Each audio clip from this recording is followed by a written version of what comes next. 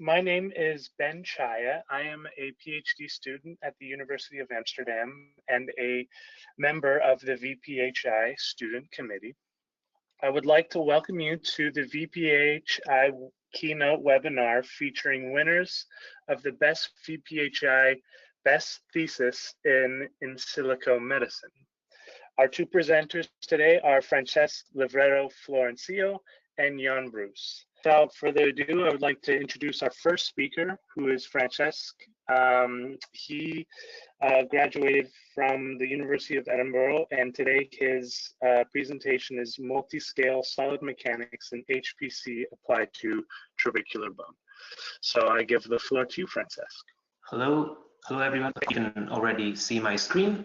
As Ben said, the title of my PhD or this presentation is Multiscale Modeling of Trabecular Bone from Micro to Macro Scale. It was a thesis done at the University of Edinburgh, and my supervisor was Professor Francesc, who is now in the Department of Bioengineering. So let's proceed. I'd like to start with a bit of motivation. So we want to be able to tackle diseases that affect the quality and strength of bone. One would think, the major disease, or probably the most important or relevant one, is osteoporosis, which in these images here, we can see that what it does is basically you have a healthy bone with a proper solid structure, and it decreases its density, and obviously it also decreases its mechanical strength. And another thing which is important to mention is that osteoporosis is actually one of the major contributors to fractures. And here we can see that this prevalence in hip fractures is increasing. This is an estimate from the World Health Organization. We can see that the numbers increase quite rapidly and quite abruptly, and higher numbers in women because of the prevalence of osteoporosis. And a few other bullet points that I'd like to mention is that in terms of raw numbers, we can see that it's several million fractures per year, fractures which are related to osteoporosis. And if you want, you can also see that in terms of economic cost, it is estimated to be around of the order of billions to the major health systems in Western societies. In the UK alone, we can see that it's 500,000 of fractures per year, and another estimate says that it's basically going to be almost 3 to 4 times in 2050 than what it was in 1990. And something which is important to what I'm going to say in the following is that osteoporosis, as I said, affects the strength of bone, of trabecular bone mostly. The trabecular bone is this sort of spongy bone versus cortical bone, which is the outer shell, if you want, which is almost completely solid. And osteoporosis, since it affects the strength of trabecular bone, it affects directly implant stability. So here I'd like to mention the current way that physicians, medics, assess fracture risk assessment. So roughly speaking, the risk of fracture is a ratio between an applied load and an ultimate load. You can think of ultimate load as a surrogate of bone strength, and applied load, well, I mean, this is obviously not really measured because it depends on the physical activity of the patient. It depends on the weight of the patient. It depends on, like an unexpected event such as falling. So what they sort of try to estimate is the strength of the ultimate load capability of bone. And it's usually assessed through bone mineral density, which is this BMD acronym that I'm going to be using from now onwards. And you can basically calculate or assess BMD through X-rays. So for instance, this image is here. BMD would be directly related to how white the bone is. So the whiter means the denser it is, and this bone mineral density is affected by age, by lifestyle, but by certain diseases such as osteoporosis and many other different factors. One problem is that even though you might have a healthy bone mineral density, you still may suffer from osteoporotic fractures. Okay, And these fractures usually happen in anatomic sites where there is a large proportion of trabecular bone. For instance, the femoral head, which is this part here. You can see the trabecular structure or how it is arranged in this diagram. Also in vertebrates, you have mostly or almost 100% trabecular bone. And an example of an osteoporotic fracture is this vertebra here, which is basically squashed, so completely broken. This is a typical example of an osteoporotic fracture. And something that I'd like to mention again, and which is extremely relevant for what I'm going to say next, is that trabecular bone morphology is one of the main contributors to bone strength, and also the existing microdamage. And by existing microdamage, I mean, for instance, if you go running and you run with a bad technique or without appropriate shoes, you might have a bit of pain in the middle of the tibia. This is a certain accumulation of microdamage. Obviously, this one will heal over time and in a few days or even a few hours. But you know, under certain conditions, for instance, under certain drugs for osteoporosis, this damage may accumulate and may eventually lead to a compromised mechanical strength of bone or even to fracture. Okay. So let's proceed. Here I'd like to briefly mention the objective of the study. So the goal of the study is to use computational modeling to improve this so mentioned clinical fracture risk assessment. And we're going to do this by understanding the microstructure of trabecular bone and also understanding how this microstructure affects the post-elastic behavior of trabecular bone. And by post-elastic behavior, I mean recoverable strains or plasticity, if you want, in mechanical terms, and damage.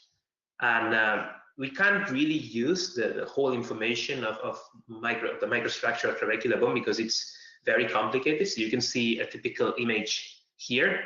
So we have to find a way to abstract all this information in a few parameters, in a few quantities. So we're gonna use two different quantities. One is density and one is fabric. And then the way it works is you have this complicated microstructure and you abstract this information into a fabric ellipsoid. So the radius of the ellipsoid will basically abstract, if you want, the density information, and the ratio between the radii would abstract the fabric information, and that is also related to the directionality of the ellipsoid. Okay, and the final goal will be to be able to carry out multiscale simulations, such as, you know, this image over here. So we have organ level simulation in which we simulate the behavior of the whole bone, and then at the same time, at each in finite element terms constitutive point, we would have a certain attached microstructure which is being loaded with the macroscopic quantities of the organ level finite element simulation. For instance, the way it would work, it would be you load the macrostructure, you transmit the strain or other quantities or the stress, depending on what simulation you're doing, but it's usually the strain. Then you calculate the stress and you pass the stress again to the macroscopic simulation. Okay, but what we're gonna do is we're gonna abstract this constitutive law. So by constitutive law, I mean stress-strain relationship, and we're gonna study how this strain affects the stress in different microstructures. Okay, and then we're gonna load these microstructures up to post-elastic regimes, and then study separately and together plasticity and damage. Okay, so that's how we're going to proceed. Now I'd like to mention just a bit of methodology. What we're going to do, we start by scanning trabecular bone samples. Okay, so generally this is done through a micro CT device. In our case, we scanned at 17 microns.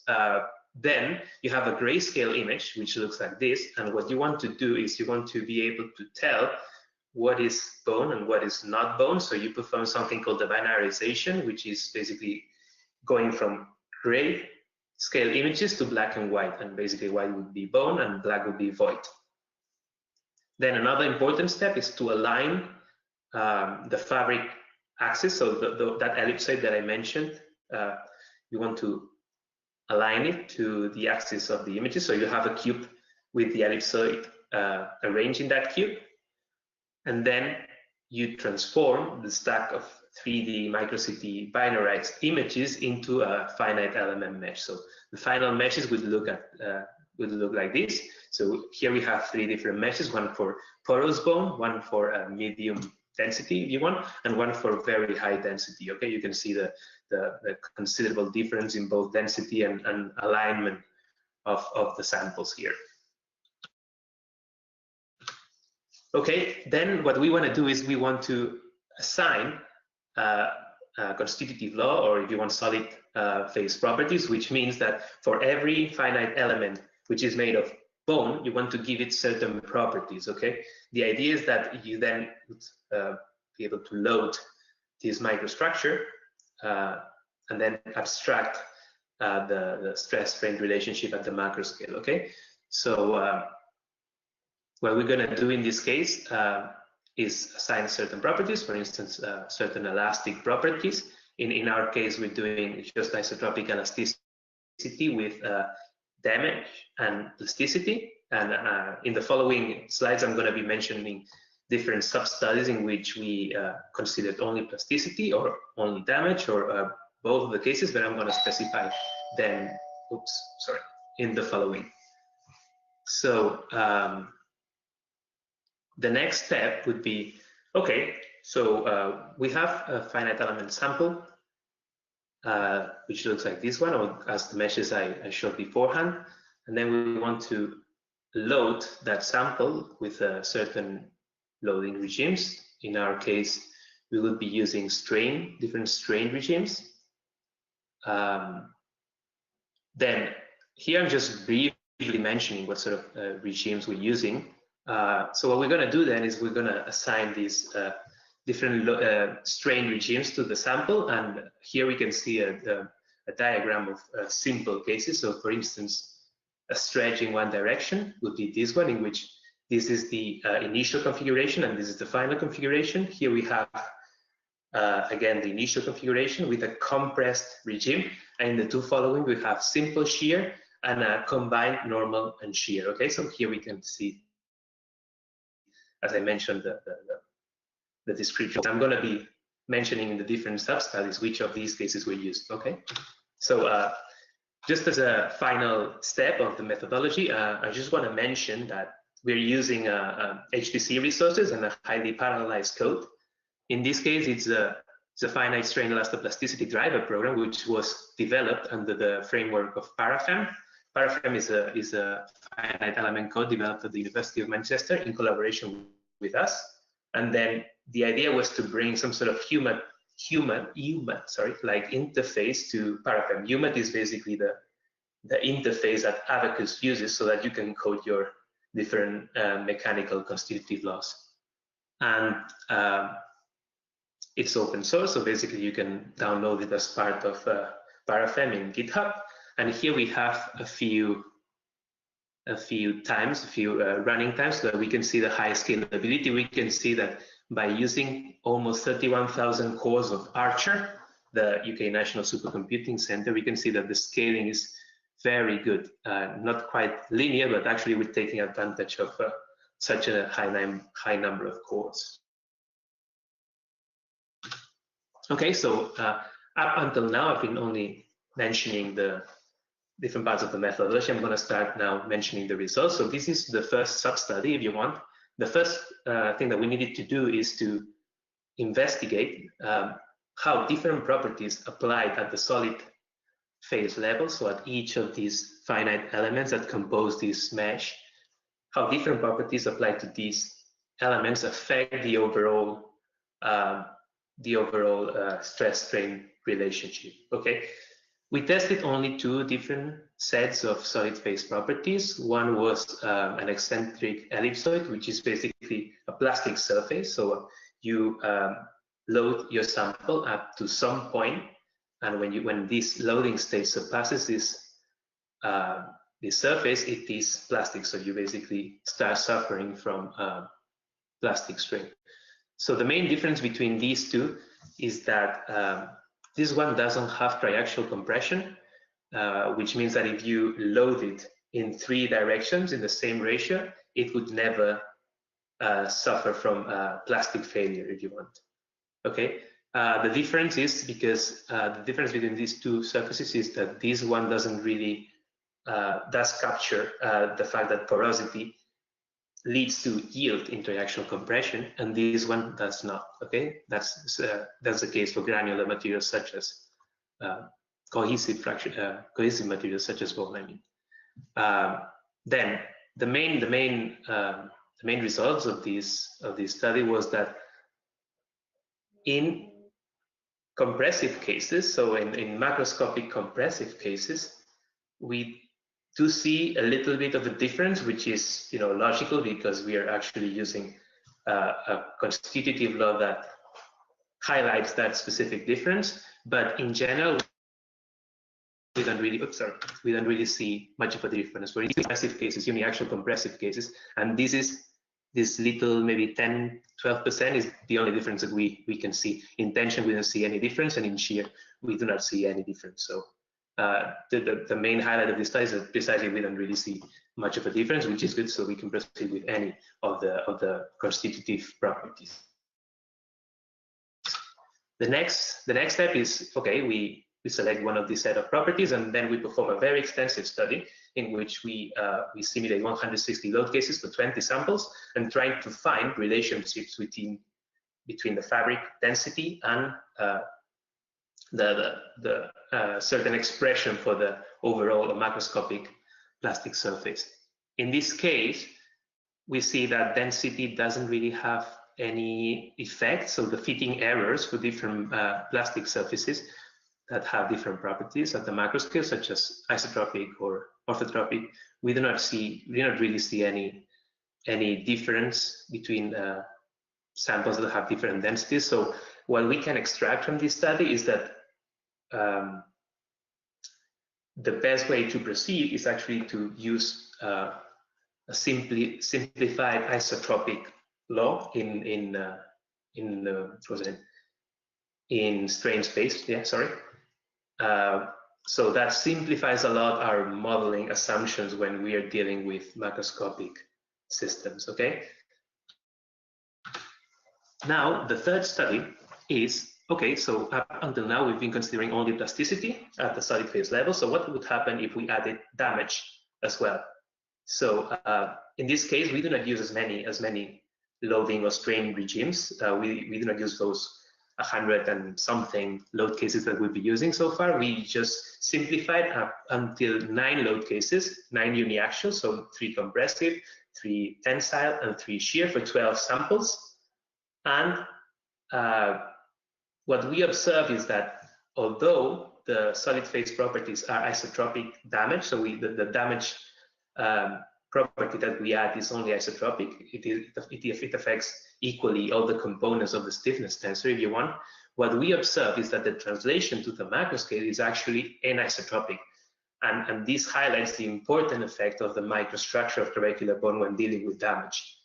And also load dependent. So for instance, we would have different levels of reduction of stiffness for tensile, for compressive, or for shear, okay? And here I'm just highlighting the way we calculate this. So you basically load your sample, and at 0.2%, so you just offset a little bit so that you can intersect with the curve. 0.2% is usually a very common methodology. And you see the slope of these curves are slanted, so they're affected by the damage. And we basically calculate several points so that we can track the evolution of the stress with respect to the strain. Okay, so just let me proceed. The last study is basically, okay, so we have a lot of information. We have information about the plastic behavior of bone. We have information about the damage behavior of bone. So what will happen if we sort of try to combine them all together? What we did is basically we modeled a damage constitutive law. So in this case, we considered the macroscopic damage constitutive law. So we ignored plasticity because if we want to add plasticity on top of damage, it would be a bit complicated because the effect of both overlap a little bit, and it's a bit difficult to uncouple. So we decided to focus just on damage. So the good thing is that by using different loading regimes, what we managed to do is to improve considerably the fitting error of a single scalar damage model, which is what's been used so far. And we observed that, for instance, the damage values behave like this. So here we have the T stands for uniaxial tension, C stands for uniaxial compression shear, and MAXI for the multinormal in the corresponding XY space. So it will be like 1, 2, 1, 3, or 2, 3. Okay. We see that indeed in compression the damage is much higher, as we saw in the previous slide, and here in the different planes, so where we have compression in both axes, is when damage is also way higher, and the sparsity of the results is also quite considerable. Here I'm just briefly mentioning the mathematical properties of the mathematical model of the models of the constitutive law. So we have an energy equation, an expression for the damage tensor, if you want, stress-strain relationship, and then the different hardening properties for the damage variable. Okay, so just to conclude, I'm sorry to have been a bit longer than usual. The good thing is that, as I mentioned, the first two studies about plasticity, we only need the very simplified properties to be able to describe the macroscopic plastic properties of trabecular bone, which is basically having an appropriate ratio between the tensile and compressive properties. Then also an isotropic yield surface in strain space. It's a very good approximation. As we saw, there was no difference in fitting errors between samples with different fabric or with different densities. So we have to go as simple as possible. And then a combined isotropic and anisotropic macroscopic damage law is actually quite an effective constitutive law to model the macroscopic damage properties of trabecular bone. And the good thing is that with such a law, we can easily implement it in a software, in a commercial software such as Abacus. So we basically need to just code an appropriate human and give it to Abacus, and we will be able to model bone at the macro scale in a decent way, and we will be able to even model the response of bone implant systems. So thank you, and please make sure to send me any questions, and thanks for your time. Thank you very much, Francesc. Yeah, I would like to remind everyone that we will hold the questions at the end of this second presentation. So please feel free to ask questions then. So I guess without further ado, we can introduce our second speaker, who is Jan Bruse. Jan completed his PhD from the University College London, and with collaboration with the Great Ormond Street Hospital for Children. Jan's topic today is the statistical shape modeling for biomedical engineering applications. So I think that will give the floor to you, Jan. Please present. Yes, hello everyone. Let me go into slide mode. All right, so first of all, thanks a lot to the VPH Institute for giving me the opportunity to present this work, some of my work in this forum. So my thesis was about statistical shape modeling in congenital heart disease, but statistical shape modeling is I think today it's still not that common in the area of biomedical engineering. I thought I will introduce a bit the topic, so a bit the general concepts behind statistical shape modeling, and as well show a bit how to go about doing the analysis, and finally show some applications, which is probably the most interesting bit for everyone. Hopefully, giving some inspiration for some future work. Okay, so let's break down the terminology a little bit. Starting with statistical. So this is statistical. Clearly, it's something that is related to a population, to a group of subjects that allows us to do some inference, some inference, statistical inference about these subjects. Then we have shape, which sounds very straightforward, but it's good to remember that shape is anything or any kind of geometrical information, but removing location and rotational effects from it. And finally, we have modeling, which in the VPH context, I think it's not really necessary to explain, but clearly it's a simplified model, let's say, of reality, some mathematical quantitative description of reality. Okay, so overall, statistical shape model could be described as a quantitative analysis of a population of shapes from the same shape family, aiming to answer statistical questions.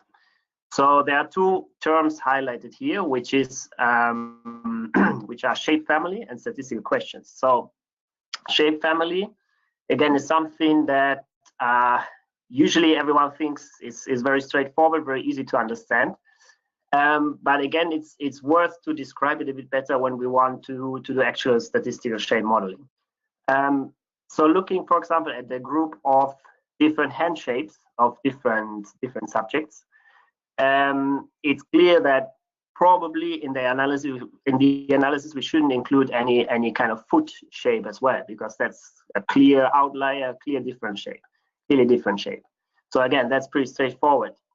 But once we go to more intricate structures, more complex body structures, such as, for example, the aortic arch, which was the topic of one of the main topics of my thesis, we see that, of course, we have other structures attached. So we have the head and neck vessels, we have the left ventricle attached, we have lots of other things going on.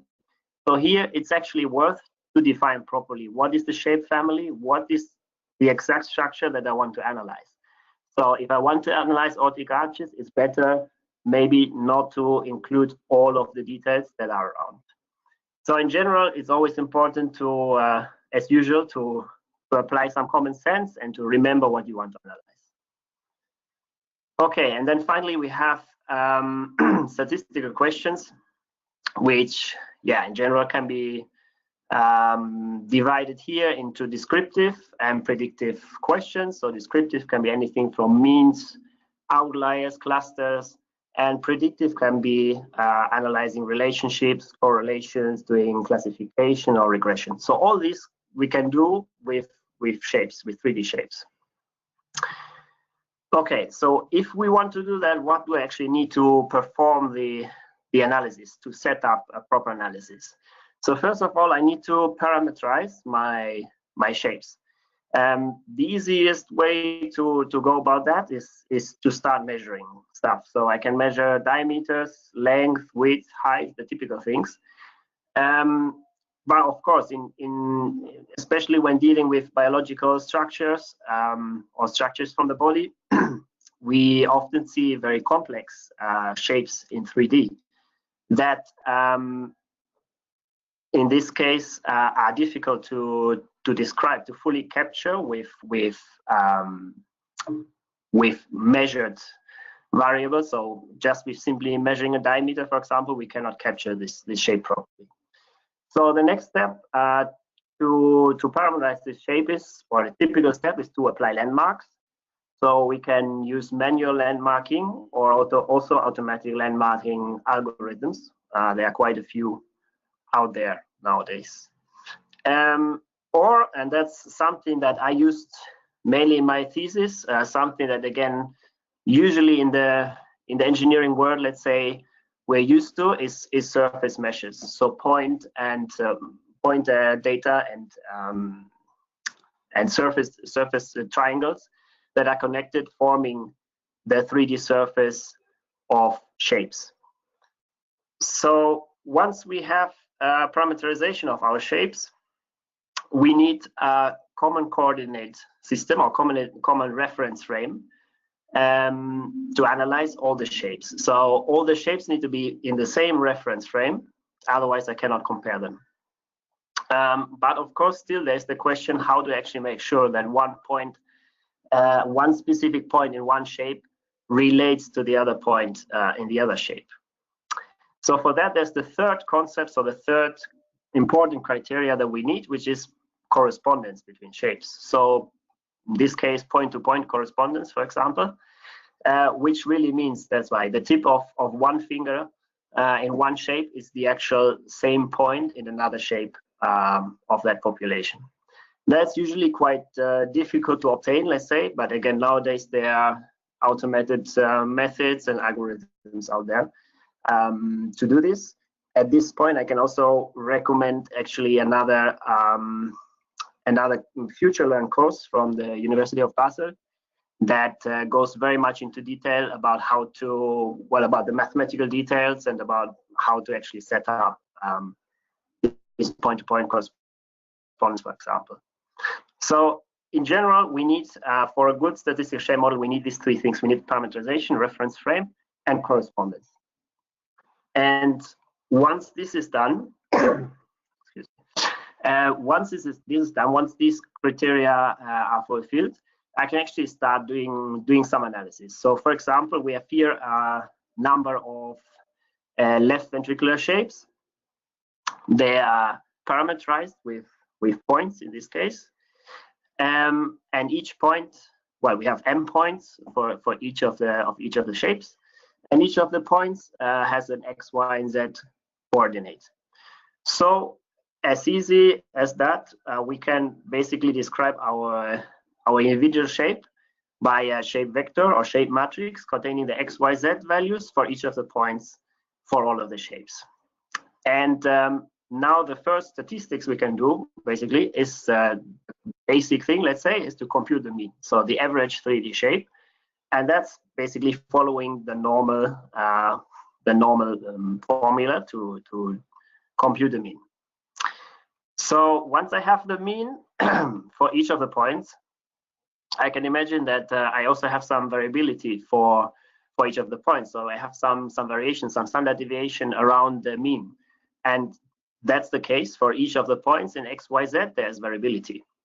So another typical way of analyzing shape, or to basically describe this variability better, is for principal component analysis. And for this, typically we can compute mean adjusted shape data matrix, and we can compute a covariance matrix, which basically describes the joint variability of two random variables, and is a mathematical way of breaking down this variability.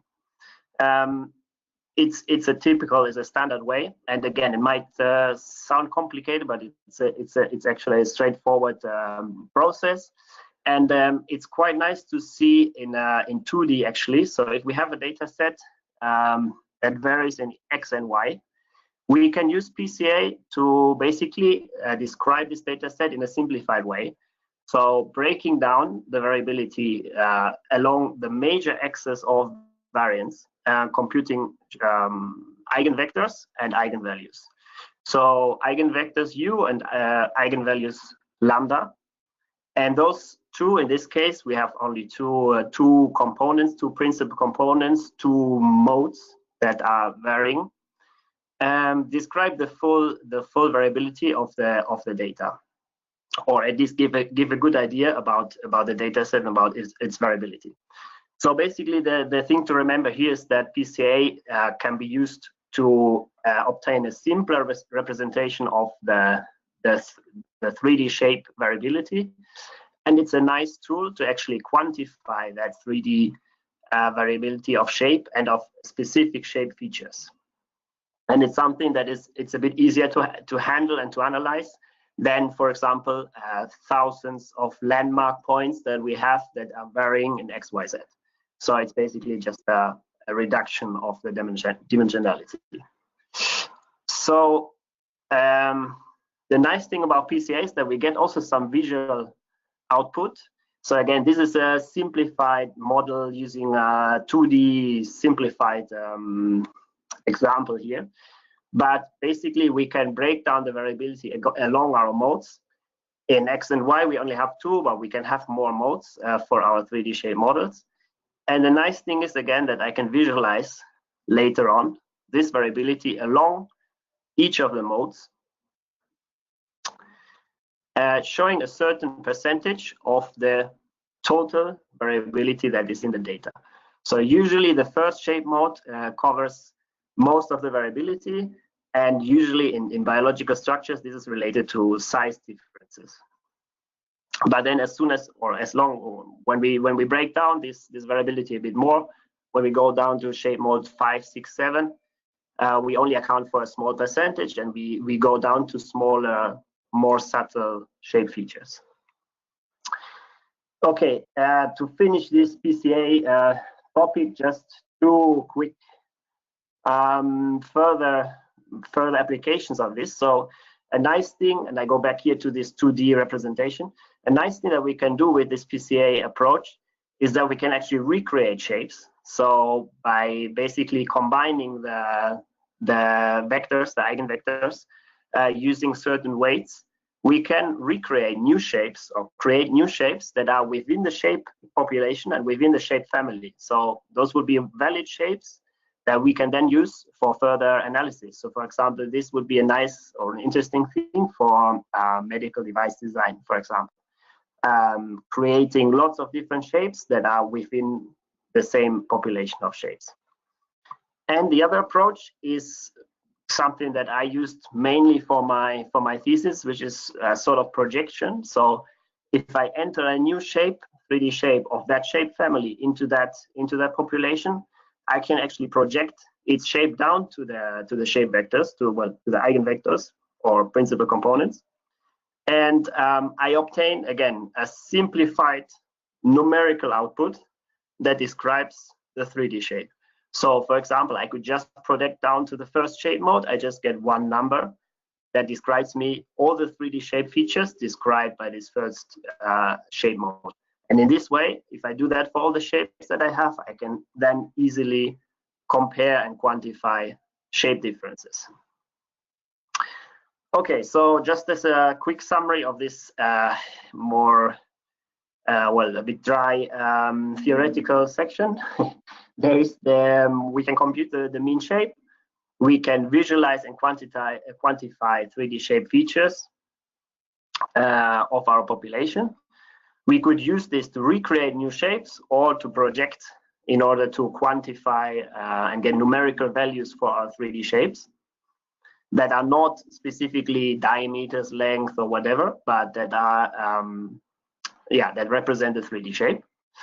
And all this is based on these 3 initial criteria that we set: parameterization, reference frame, as correspondence. So now, if you ask how to achieve this, or how to go about that, a framework for statistical shape modeling that I used was Deformetrica.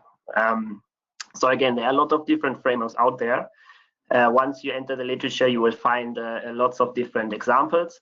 But Deformetrica just came up as a good solution.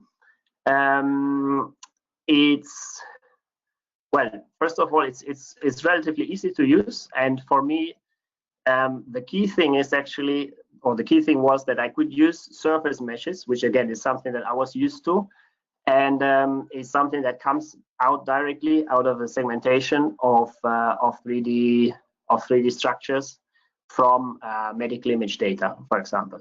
So basically, you can use straight away your surface meshes, but also you can use line and point data. So any kind of data, even landmark data that you have, could be used with Deformetrica. The nice thing is that I think quite recently they have published a Python version as well. So and if you go to that website that is mentioned in the top, you will see a nice website with a lot of examples and I think even tutorials and a very good documentation. So again, there are a lot of frameworks out there, but that's the one I used, and I can recommend this because it gives you these 3 criteria basically out of the box, and quite quickly you can start analyzing shape.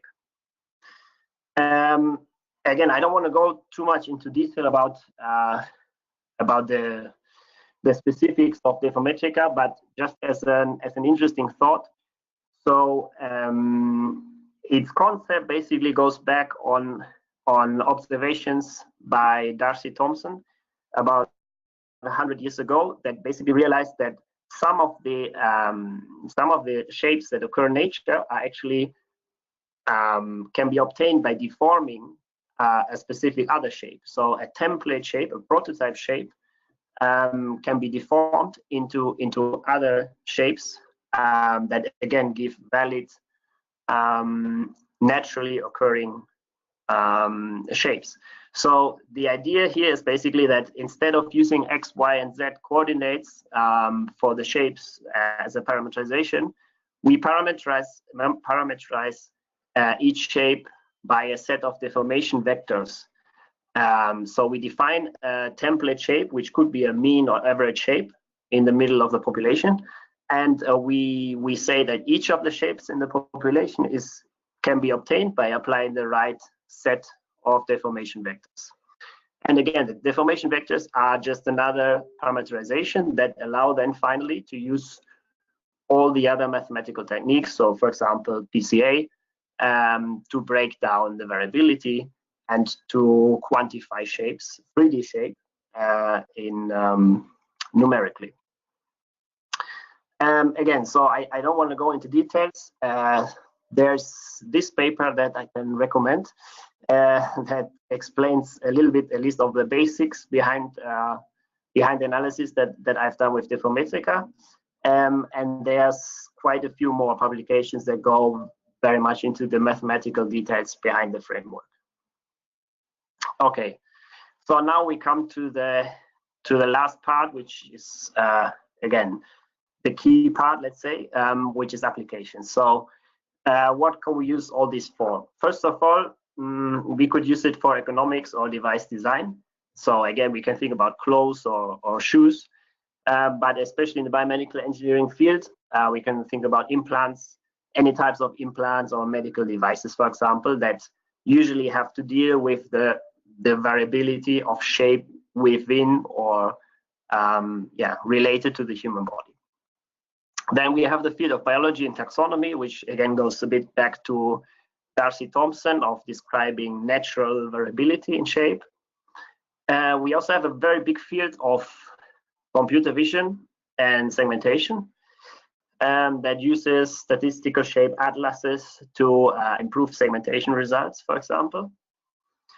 And finally, we have the field of diagnosis and clinical decision support. And basically, the first one and the last one are the points that I covered in my thesis. So I will go into details now for each of these and show you some examples here. So again, starting with the most simple thing, let's say, that you can do is computing the mean of a population of 3D shapes. So a mean shape that is a sort of prototype showing some key features of the population. So we did this in a set of 4 head shapes shown here on the right. So basically here we have a pre-op group. So this is a, let's say, disease group that has a specific head shape, 4 head shape, and we have a control group that is the healthy group with a normal, supposedly normal head shape. And the idea was to see, okay, in general, like as a prototype of that disease group, what are the shape features that we're getting in 3D? How are the differences? So we could compute the mean shapes of each of the groups, and we can overlay them and then basically compute differences, and could in this case confirm a specific kind of pointy head shape in the disease group, and could actually again quantify very much in 3D without relying only on width or diameters or anything like that. And then we have the field of medical devices. So this is a case of a Fontan connection, so a cardiovascular connection, let's say, where one example is to place a pump in the middle of this cross-like structure. And again, if you read the literature, or if we look at the biomedical engineering literature, we see that a lot of people model or start designing a pump or start designing a device by looking to a cross-like structure as shown on the left. So a cross that is actually a cross completely rectangular and maybe with the same diameters of the tubes. But if we compute the mean shape of an actual population on the right, we see obviously that in terms of shape, there's a lot more going on there. And again, the idea would be that this mean shape is a prototype, is a good template for the whole population, and could be used as an initial start for maybe an improved or better device design, fitting exactly into that average shape better than a normal cross. Okay, so the next thing would be, after calculating the mean, would be looking at variations around the mean.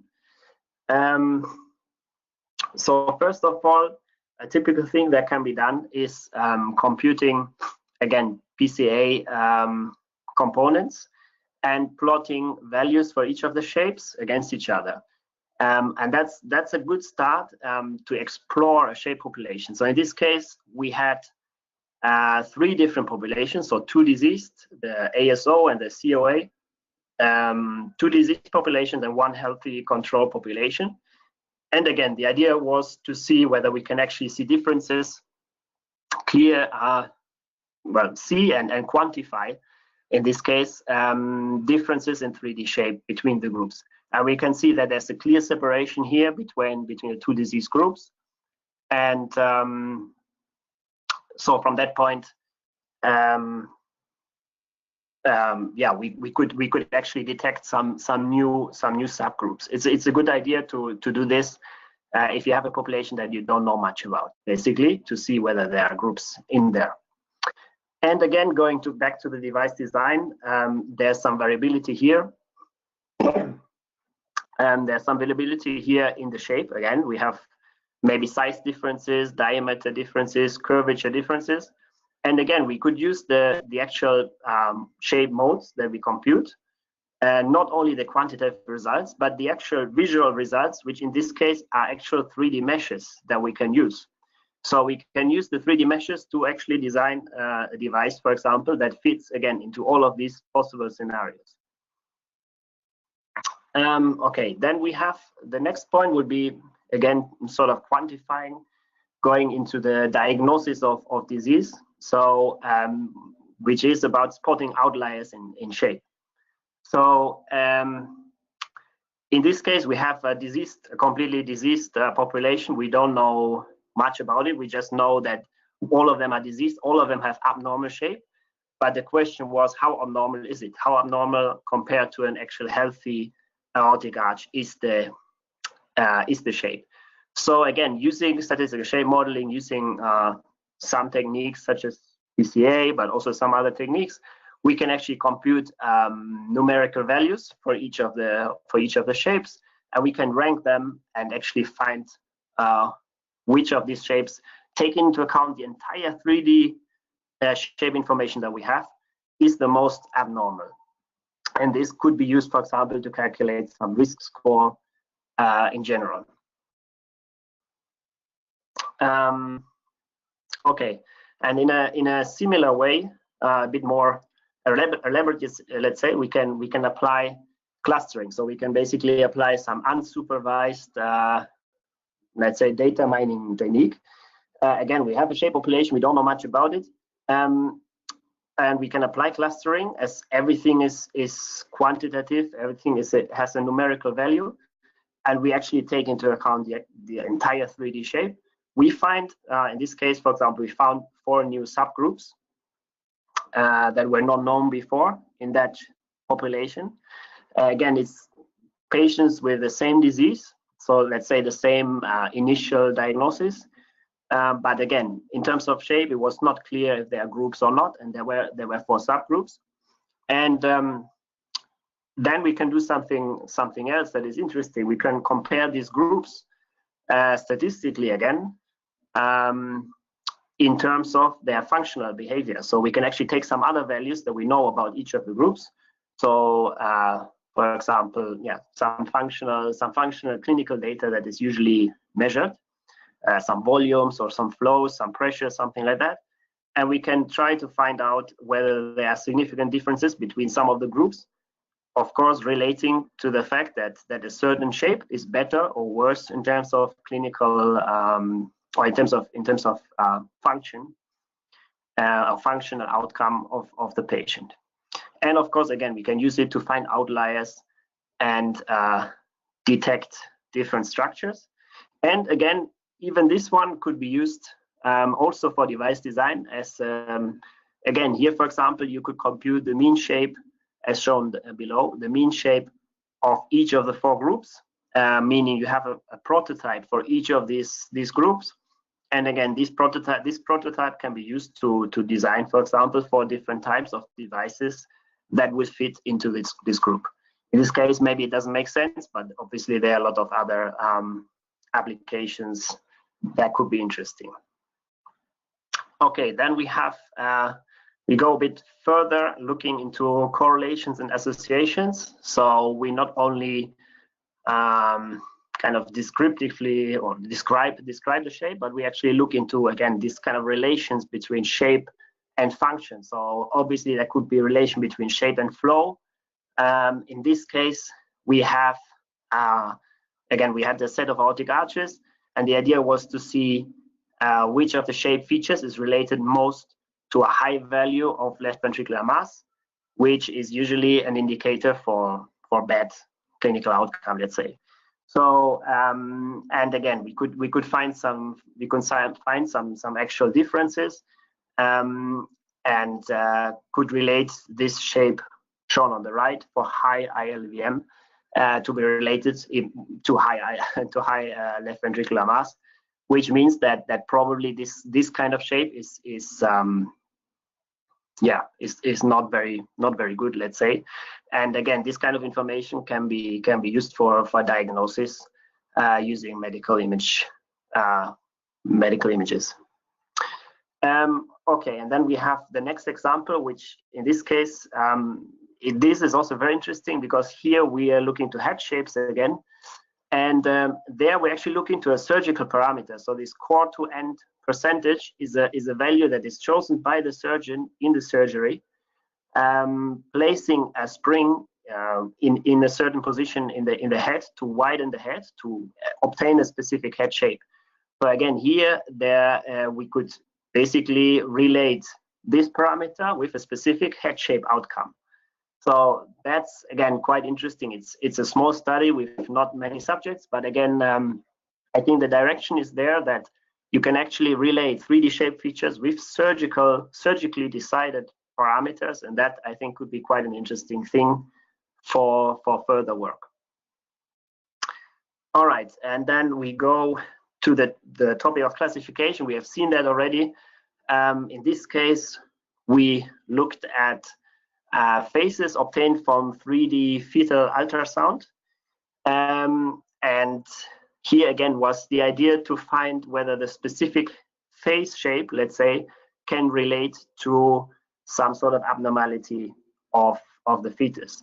And look into the data again. There's some indication here that we can actually quantify things and we can actually detect some differences that could be interesting for the future. All right, and then another quite interesting part. The last part is prediction growth. So again, we can think about building a statistical shape model capturing growth. So capturing how on average grows a specific population. And again, here we have 2 groups, a control group and a disease group on the right, let's say. And you can clearly see there are some differences in the average growth speed of certain regions of this aortic arch, which again can give you some idea about about how these patients are probably developing, which parts of the structures are interesting to look at or to monitor, basically.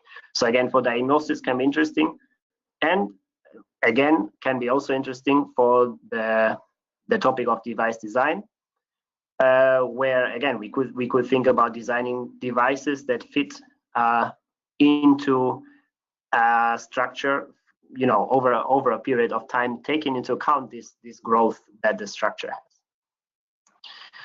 Okay, so that's basically the application part, and I will finish with just a bit of a point of reflection or discussion. So often there is a bit of a clash between the phenomenological approach, which is the, let's say, the statistical approach, and the mechanistic approach.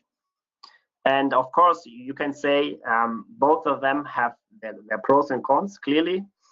I think that the phenomenological approach is quite good for complex systems which cannot be captured easily by equations, which is often the case in the human body. But of course, we lose the point of actually being able to explain what's happening and to actually model different scenarios. So both of them obviously have their pros and cons, but of course both of them also have the errors. So I think that's something to take into account on both sides. And I think a nice, interesting thing is probably when both of these come together. I think that for me could be a point of discussion, a bit of a point for the future, that both of these approaches could come together. We could, for example, again, perform some FEM or some fluid dynamic simulations on average shapes or on variations around the shape or anything like that. So I think if we combine these two fields, I think this could be quite an interesting thing also for further research in the VPH arena, I think. Okay, so with that, I would like to thank again everyone for listening, and the VPH for having this presentation for me. Thanks a lot. And again, yeah, if you have any questions, please let me know. Thank you very much, Jan. It was a great presentation. So now is the time for questions. I think to keep it organized in the same way the presentations, we'll first have questions for Francesc and then for you, Jan. So I currently haven't received any questions for Francesc yet, but I have a couple from myself. Francesc, I would like to ask if you can give an estimate of the physical time, maybe better the spatial scale of your multiscale model. So what is the spatial scale of your macro model, and what's typically the spatial scale of your micro model? How many micro models do you need to open up to accurately model the macro scale?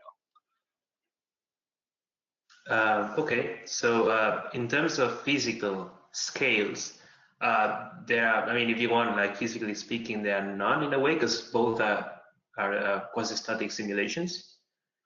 So that sort of erases the need for a physical time scale. So it's basically a normalized time scale in which you apply the load that you desire. But the idea is that even if you applied a certain load, when we analyze the plasticity, for instance, we stop when we reach yield, and when we analyze damage, we go a bit further away because we want to know the damage levels at certain levels, if you want, after yield. So, but in any case, the way in which you would apply a load is with a normalized time scale.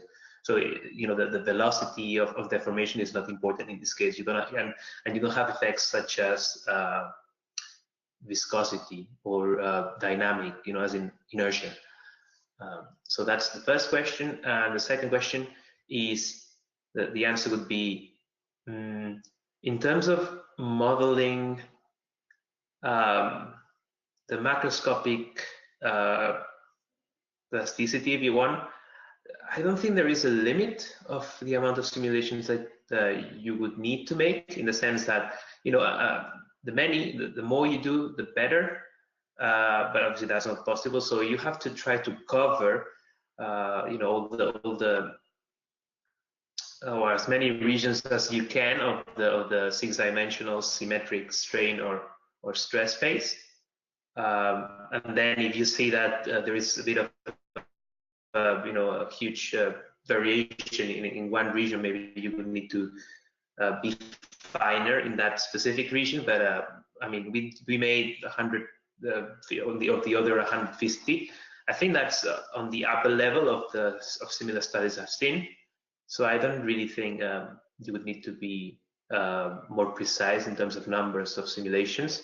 But as I said, if you want to uncover the whole 6-dimensional behaviors, obviously you would need, potentially more. But yeah, that's. I mean, I can't really give you a number because there is no number. You have to be as precise as you can with the constraint of computational power.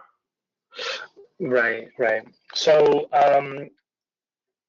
you touched on modeling the damaged microscale structure. I mean, how?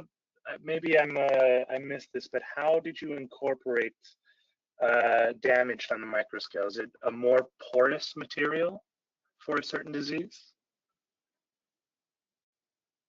So in terms of incorporating damage at the microscale, what you can do is, I mean, I can't show you I would need to show the presentation right now if it's possible, because I can point out one of the equations. So this is the equation for the macroscale, but if you just chop the last bit and you get this bit here, imagine that this is another D, okay? Like instead of M, you have only D. This would be the typical equation for a linear elastic material. It doesn't need to be isotropic. It will depend on the symmetries of D, but just a linear elastic material. So you can incorporate damage easily by just adding a parenthesis here with 1 minus D, both scalars. So that D, as it increases, it would diminish the stiffness of D, and that's the way to incorporate damage. So that's the way we've done it in our simulations for the microscale. But obviously, as you are taking into account the effect of the microstructure at the macroscale, then this MDM would need to be more complex because the evolution of damage is different. Damage is not isotropic anymore, and you also have symmetries, or probably the symmetries of the macrostructure, while at the microscale you can safely assume isotropy. Oh, okay. Thank you very much for your answer. I think that wraps it up for questions for you. I see there is one question for Jan. Let me share the screen for Jan. And we get a question written in by Sergio Morales, and Sergio asks, if the data is acquired via ultrasound, for example, the edges or the boundaries from the aortic tract from this can be blurry or not neatly divided due to the probe model, angle of frame, or etc. How do you obtain or extract the 3D volume of that type of data? How do you deal with the data quality? Yes, okay. So first of all, well, most of my work here has been based on magnetic resonance data, actually, so cardiovascular MRI data, which usually provides quite high quality image data. And the only thing with ultrasound was this kind of initial study relating to the fetal phases. And of course, there we had quite a bit of a quite a lot of difficulties with the image quality. So in general, obviously, it's a problem. So image quality needs to be sufficient to capture the features that you would like to analyze. So if the features are not in the image data, you cannot analyze them. That's clear. The model will not be able to pick them up. And also, you should make sure that obviously the quality is kind of a consistent among the data set, which typically can be obtained by having data from the same center, for example, taken by the same people, the same machine, this sort of thing. And apart from that, or after that, you obviously need to again come down a bit to the idea of shape family, let's say, and of cutting out a lot of stuff. So that's why also we only analyzed the aortic arch in itself without having all these little vessels attached that are actually attached. And again, you need to simplify quite a bit in order to be able to analyze these structures. So, for example, these sort of blurred out structures or messed up edges, for example, that you get from segmenting the images. These kind of things you need to cut. You need to get rid of. You need to properly define a cutting plane.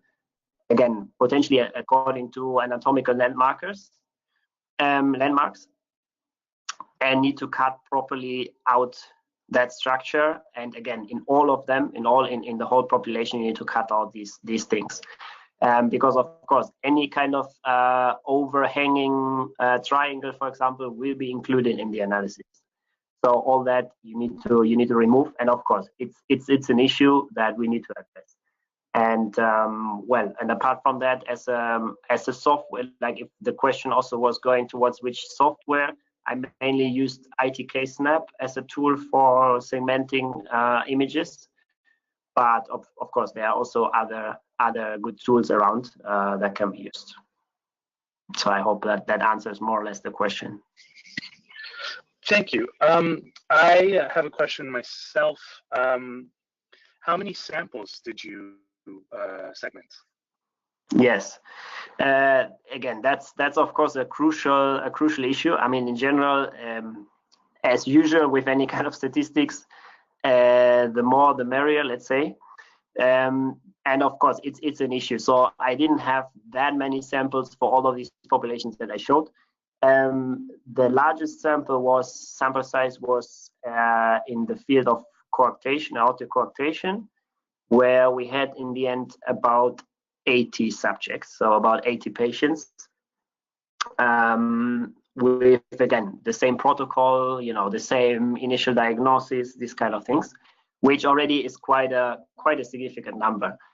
Some other populations were much smaller, so in the order of, let's say, 20 to 30, for example. But I think as soon as you have something in that order of 20 to 30 patients, let's say, I think it's worth having a look at the analysis.